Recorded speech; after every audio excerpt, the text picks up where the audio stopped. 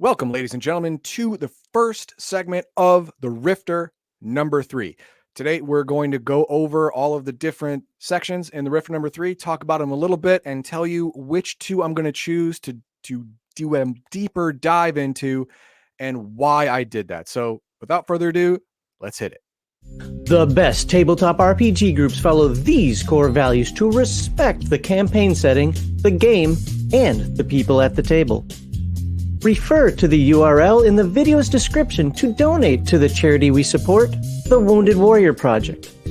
Sunday on Rumble and YouTube, we provide tabletop RPG game, system, and setting overviews. Then on Friday, a panel of guests editorialize on the TTRPG hobby as a whole. Thursdays and Saturdays are when Heathen Dog leads his Dirty Casuals video game squad on twitch.tv/Legion of Myth.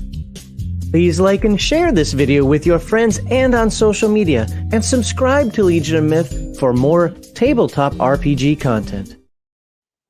All right, here we are with the Rifter number 3. And a spoiler alert, look at the cover. I'm gonna cover the bug people. That's just the way it is. It's in the cover, man. What do you want me to do? What do you want me to do? And we'll look at the table of content. I had to look away because there's bugs. I understand.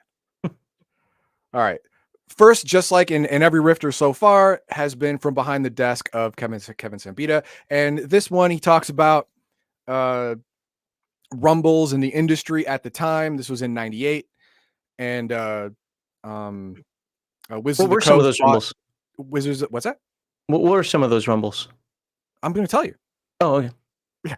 One of them was Wizards of the Coast not only bought up TSR, but was buying up, major distributors for role-playing games. But Kevin said, don't worry about it. We have several distributors, which I think is a better deal because with several different companies, there's competition, between price and quality and all that stuff. So it actually ends up being better for the consumer. And that's what he did going forward, which was nice. I mean, now I think he's just because the game has changed, there are less distributors out there. So the last couple of years have just been really bad when it comes to paper and prices and printing and so forth. Yeah. Yep.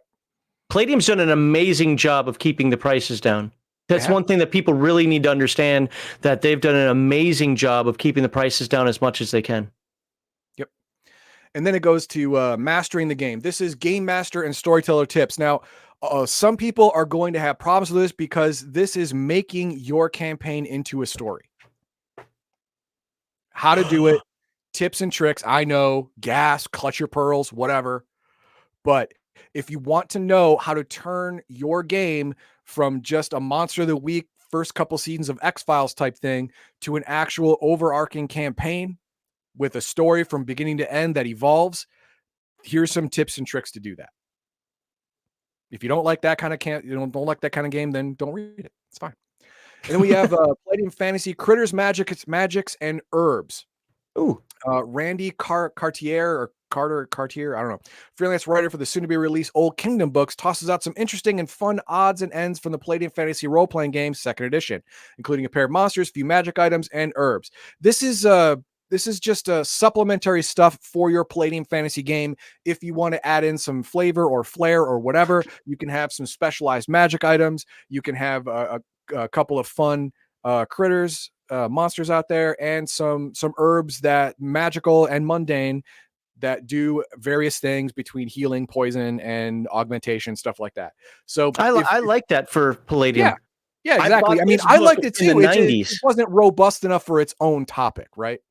That's all it was. Yeah. I bought this in the 90s solely for the purposes of magic items and herbs and so forth in role-playing games. Yep. And this will serve you well. It's not going to be a staple of your game, but it will be a kind addition to it. So I like that. And Knights of the Dinner Table. Now, so far, the Knights of the Dinner Table not only has been good, but it's been growing bigger and bigger. I mean, in the first issue of the Rifter, it was two newspaper columns, four cells each, so eight cells total. And then in Rifter number 2, it was a page and a quarter, and now it's a full 2 pages of comic strip. So in about 10 more The entire Rifter is just going to be. Yeah, if it goes in this rate, it's going to be half the book very soon. But it is fun. This one is about sneaking into a guarded city, and how do you do it? Or more importantly, how not to do it. Okay. Because hilarity ensues.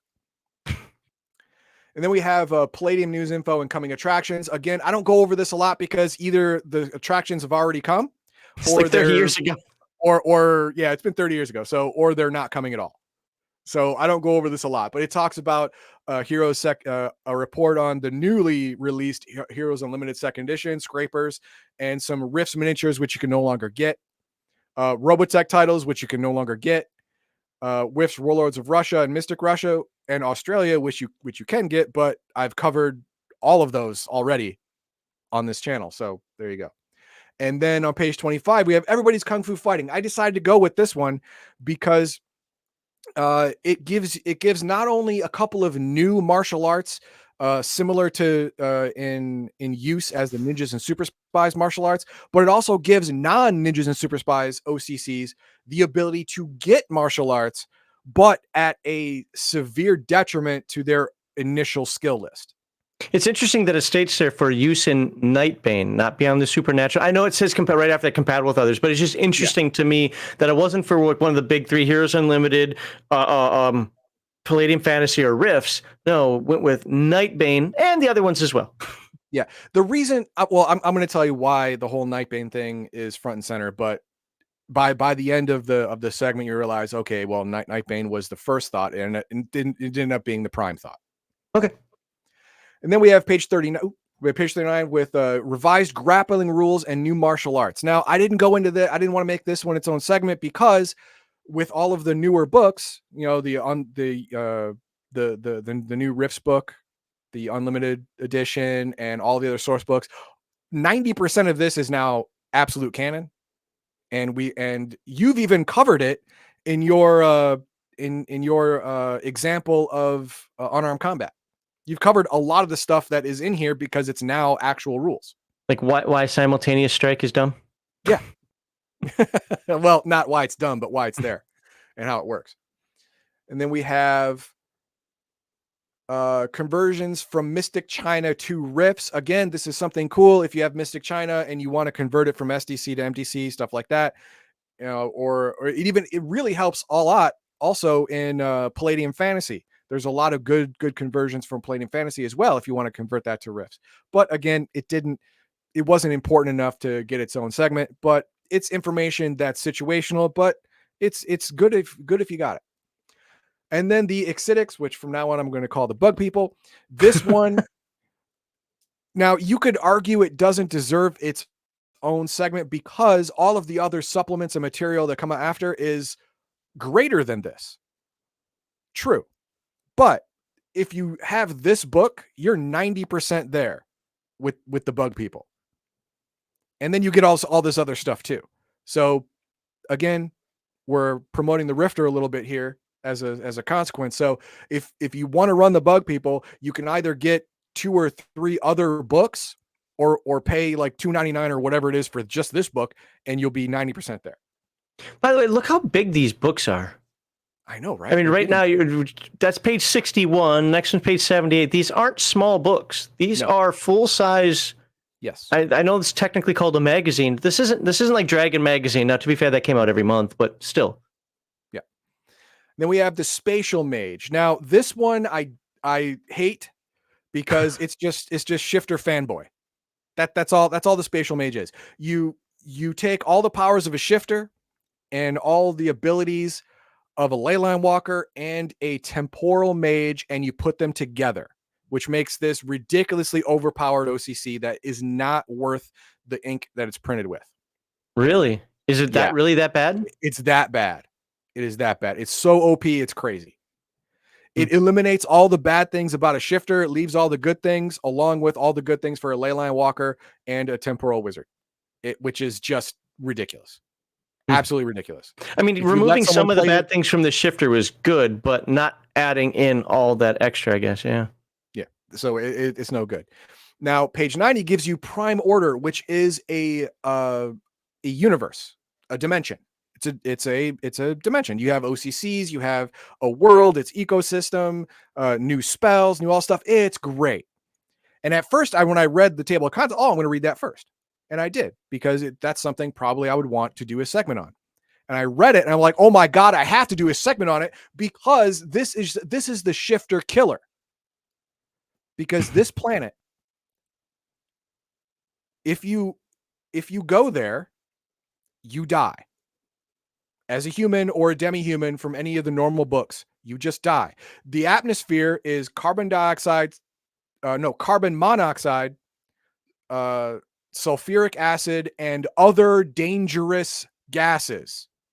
I don't know what that means, but it means that the game master can just how do you get more dangerous than sulfuric acid? Yeah, like I don't know, nitric acid too. Why not throw two different acids in there? Or the aerosolized version of Charlie Sheen's blood is also in the atmosphere. I don't know, whatever. You can do whatever you want. So you'll die instantly, or almost instantly, if you don't have some kind of breathing apparatus with its own oxygen supply. And then you'll die in a few hours when the sulfuric and nitric acid in the atmosphere burns through your equipment. So it's the ultimate shifter killer. Punish your player for being a shifter. And then I went, that's kind of mean. I mean, it's something I would definitely do, but it's not something I want to promote. So I'm like, okay, fine. Other than that, it wasn't anything that blew my skirt up, so to speak. Okay. And then we have the Siege Against Tolkien, Hammer of the Forge, which both of them are a continuing novel series from Shifter number 1 to this one, number 3. So I didn't go over them because they are stories and novels and stuff like that. And then we have some erratas and clarifications for the Heroes Unlimited 2nd Edition and Rifts Coalition Navy. Both came out very recently as of the writing of this. And so some errata was necessary. And in the newer and anything you bought in the last 20 years includes this errata. So I didn't see a reason to go over it. Including a couple of Techno Wizard corrections from the Rifter number 2. Oh crap! So our entire video last week was wrong. Apparently, all of it was wrong. Yes, no, it was it's a small correction. Don't worry about it. It's fine. And that right there is it. Yep, that is it. That is the whole book, and over 100 pages. Wow. Yeah, I know. And getting this book just for the Exitics, the bug people, is good, but if you want to screw with your shifter, the Prime Order is it. I mean, think about it, man. How many of the limitless worlds out there, how many do you think are actually pleasant for humanoids from Earth? Are you going to go scientific? Are you going to go scientific or in a fantasy world? Scientifically. 0.00000001? Exactly. So a lot of the worlds should be like Prime Order, where you go there and you just die. And that is the main problem with the shifter, is that you can only target places you've already been. Well, what if you're a new shifter? You've never been anywhere. Then you got a random. And there's a 99.999 ad infinitum chance you're going to run into some place like this and just die. And yeah, but obviously for the purposes of a game, though, yeah. Yeah, but for the purpose of the game, they should run into places like this once or twice in their career. Oh, easily, yeah. Easily, yes. They should. And then they're not going to be ready for it because shifters are by nature stupid. So they're just going to die. And they're going to kill all the... Oh, actually, no. Or they're going to get there, start dying, emergency shift back, and the party dies instead because shifters can't emergency shift other people. Because they're a bad OCC. That's just it. But the Critters, Magic, and Herbs, again, if you play Palladium Fantasy or even Heroes Unlimited or Ninja and Super Spies or any of the current era stuff beyond the supernatural, all of these magic and herb things are still relevant. I mean, Chinatown in books and movies and TV shows and stuff like that is riddled with that old Chinese guy who's secretly 300 years old because he's an alchemical immortal. And here we are. He has magic and herbs, stuff like that. So a lot of different Palladium systems can benefit from this one book. It's not just shifter hate. It's not just shifter hating. It's You know good what? stuff. You know what it's missing though? It's missing some turtles. I don't think that's true. It doesn't have it, but I don't think it's missing it. All right. So what do we have for some? I only starred one. Okay. Spatial Mage from that quick description sounds like it belongs in a game with Cosmo Knights and Mega Heroes. Actually, funny you said that. In the OCC, it says that throughout the multiverse, Spatial Mages and Cosmo Knights usually get along really well. Because they're that close in power. A Cosmo Knight can take on a battleship in space by himself.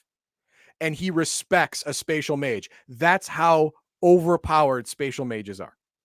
It's a complete fanboy OCC.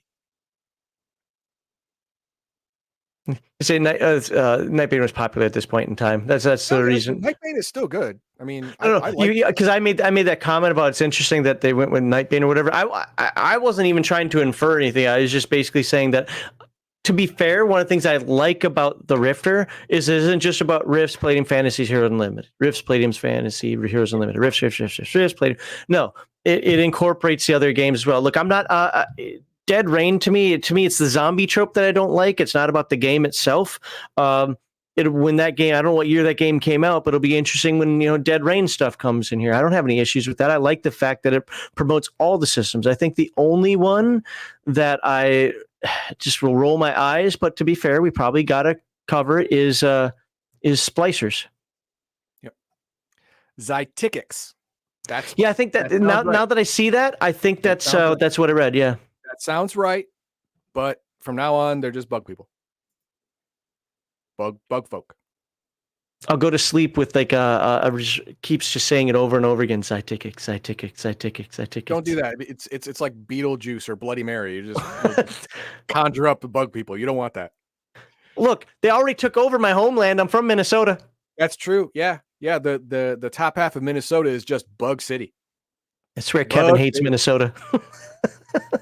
All right. Well, with that, I hope everybody likes, subscribe, and share. That was the quick overview. Heathen Dog is now going to dive into which two in the next two videos? Everybody's Kung Fu Fighting and the Bug Folk.